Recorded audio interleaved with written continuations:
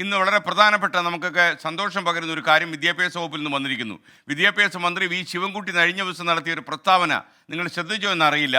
പത്രവായനയ്ക്കും പുസ്തകവായനയ്ക്കുമായി സ്കൂളിൽ പ്രത്യേക ഒരു പീരീഡ് മാറ്റിവെക്കുമെന്നാണ് മന്ത്രി അറിയിച്ചത്. വളരെ സർഗാത്മകമായൊരു ഇടപെടലാണ് മന്ത്രി നടത്തിയിരിക്കുന്നത്. എനിക്ക് വലിയ സന്തോഷം തോന്നി. മത്സര പരീക്ഷകൾ ജയിക്കാനായി മാത്രമല്ല, എല്ലാ വർത്തമാനകാല വിഷയങ്ങളും കുട്ടികൾ അറിഞ്ഞിരിക്കുക എന്നത് വലിയ നിസ്സാര കാര്യമല്ല.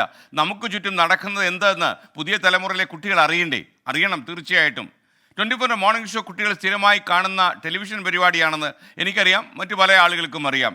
മികച്ച പൗരന്മാരാകാൻ പുതിയ തലമുറയെ പ്രേരിപ്പിക്കും വിധം ഈ മോർണിംഗ് ഷോ അതിൻ്റെ ഉള്ളടക്കം രൂപകൽപ്പന ചെയ്തിട്ടുണ്ട്. കാര്യം കുട്ടികൾക്കും തുടക്കത്തിൽ തന്നെ കുട്ടികളെ കൂടി ഉൾപ്പെടുത്തിക്കൊണ്ടാണ് മോർണിംഗ് ഷോ മുന്നോട്ട് പോകുന്നത്.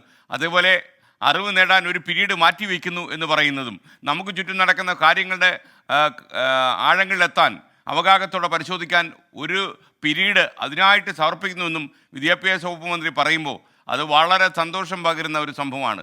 വായിച്ചാലും വളരും, വായിച്ചില്ലെങ്കിലും വളരും.